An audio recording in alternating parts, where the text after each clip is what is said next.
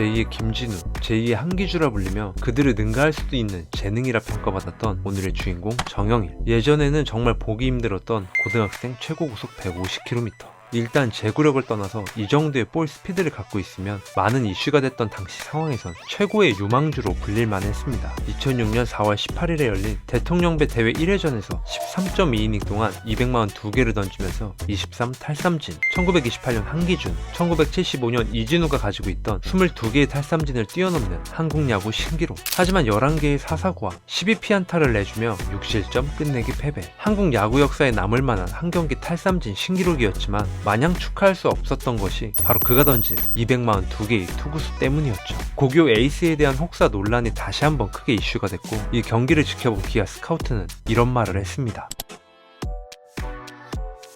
선발로 나와 6.1이닝을 던지고 야수로 뛰다가 9회부터 다시 마운드에 올라 12회까지 던졌고 1몰로 서스펜디드가 되면서 다음날 열린 13회부터 다시 투수로 나와 16회까지 공을 던졌습니다. 엄밀히 따지면 하루 동안 던진 것이 아닌 이틀 동안 200만원 2개의 공을 투구한 것인데, 바로 이 모습 자체가 국내 아마야구의 어두운 현실이었죠. 고교 야구에서 큰 대회로 불린 대통령배, 봉황기, 청룡기, 황금사자기 4개 대회 모두 토너먼트. 당시만 해도 토너먼트 대회에서 성적을 내야 했기에 팀을 대표하는 에이스들이 계속 공을 던질 수밖에 없었습니다. 하지만 그렇다고 해도 유독 정영일 같은 경우에는 경악을 금치 못할 혹사 수준이었다는 것이 문제. 기아 타이거즈 1차 지명이 유력했기에 안 그래도 많은 관심을 받고 있었는데 혹사 논란으로 9시 뉴스에 나올 정도였죠. 이런 분위기에서 6월에 열린 청룡기 대회에 참가한 광주 진흥고. 1회전 8.2이닝 5피안타 2실점 121개, 16강전 8이닝 5피안타 1실점 122개, 8강전 9.2이닝 6피안타 2실점 159개, 4강전 8.1이닝 3피안타 무실점 117개, 결승전 16이닝 10피안타 2실점 222개. 준결승에서는 선발로 나온 친동생 정영식이 점수를 내주면서 흔들리자 1회 2사 1-3루 상황에서 마운드에 올라 8.1이닝을 소화하면서 117개의 공을 던졌고 타석에서는 홈런까지 날렸죠. 그리고 바로 다음날 열린 결승에서 선발 투수 16이닝 동안 투구수 222개. 경기 마지막에는 팔을 제대로 펴지도 못하고 엉거주춤하게 공을 던졌습니다. 결국 광주 진흥고는 준우승에 그쳤고 정영일은 감투상을 수상했죠. 예선부터 결승까지 진출하면 에이스급 투수들은 보통 일주일 안에 400에서 500개의 공은 무조건 던져야 했던 시대였는데, 이 대회에서 정영일은 9일 동안 5경기에 나와 49.2이닝 동안 무려 741개를 던졌습니다.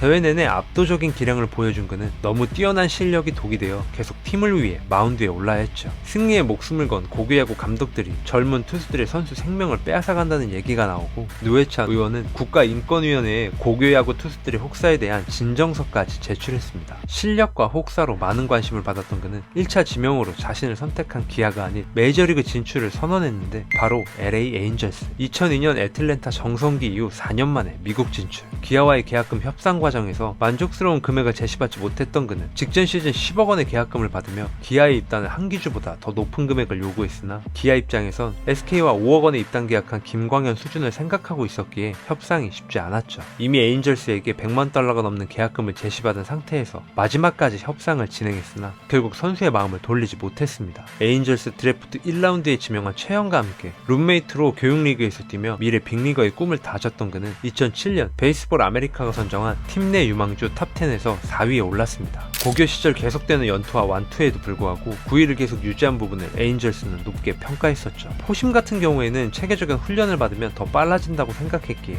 잠재력이 무궁무진했던 유망주.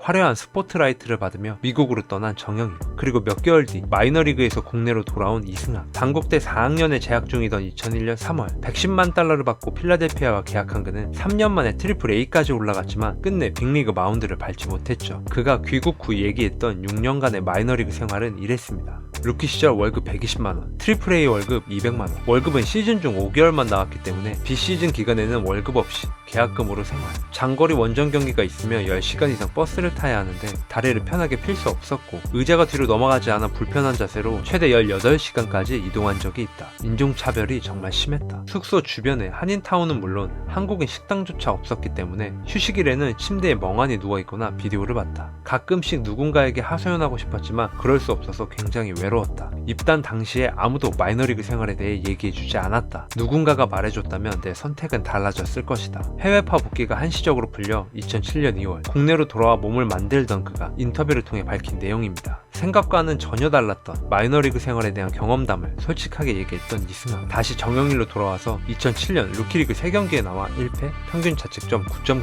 8월 팔꿈치 통증을 느끼면서 구단 보호방침에 따라 투구 중단. 인대가 찢어진 걸 확인한 뒤 수술을 결정했고 길고 긴 재활의 시간을 가져야 했죠. 팔꿈치 수술과 재활 때문에 3년 동안 5경기 등판이 전부인 유망주. 고교 시절 혹사 후유증이 젊은 투수의 시간을 잡아먹고 있었죠. 그리고 2010년 아프지 않고 풀타임으로 시즌을 치르고 싶다고 말했던 그는 안타깝게도 또다시 통증이 찾아왔고 마운드에 오르지 못했습니다. 결국 2011년 5월 에인절스가 방출을 통보하면서 길을 잃었죠. 5년 동안 33.2이닝이 전부인 투수를 데려갈 팀은 없었습니다. 더 큰 무대에서 제2의 박찬호, 제2의 추신수를 꿈꾸는 유망주들의 도전 정신은 충분히 인정받아야 하지만 행여나 실패할 경우 많은 것들을 놓칠 수 있는 리스크가 큰 위험한 도전.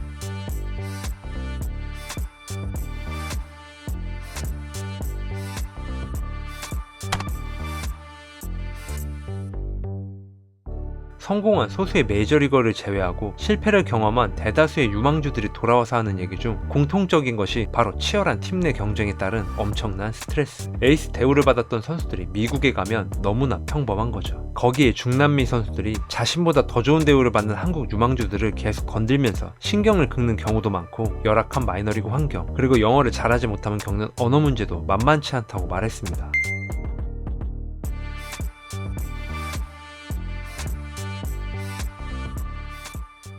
고교 시절 혹사로 인한 부상을 끝내 극복하지 못했던 정영일. 미국 생활을 하다 보니 생각한 것과 너무나 달랐던 현실에 어려움을 겪었던 이승엽과 안병학. 오타니는 고교 졸업 후 곧바로 미국으로 진출하려고 했지만 신인 드래프트에서 그를 지명한 니포넴은 협상 자리에서 무려 30페이지가 넘는 자료를 준비했는데 내용을 살펴보면 마이너리그의 열악한 환경, 일본 프로야구에서 경험을 쌓아 메이저리그에 진출한 성공 사례, 2006년 이후 한국에서 고등학교 졸업 후 메이저리그로 직행한 21명의 선수 중 단 한 명만 메이저리그 진출, KBO에서 뛰다가 좋은 조건으로 메이저리그에 진출한 류현진 사례, 투수와 타자 중 한 포지션을 포기하지 못하는 오타니를 위해 프로에서 투타 겸업 실시. 무려 4번의 협상 끝에 오타니는 메이저리그가 아닌 니포넴 입단을 결정했고 다르비쉬의 등번호를 물려받게 되죠. 선택받은 선수들만이 뛸 수 있다는 메이저리그 무대. 우리나라 선수들 중 이 힘든 마이너리그 생활을 이겨내고 빅리그에 진출하는 제2의 박찬호, 제2의 추신수는 누가 될까요? 오늘도 제 영상을 시청해주셔서 진심으로 감사드립니다.